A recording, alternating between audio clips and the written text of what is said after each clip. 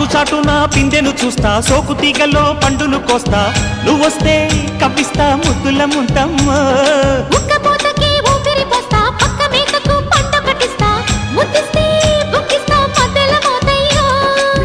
ఓలమ్మో పుకారులు షికారుగా రావమ్మో, ఎదలే ఏడెక్కిస్తే ఎట్టాబులమ్మో.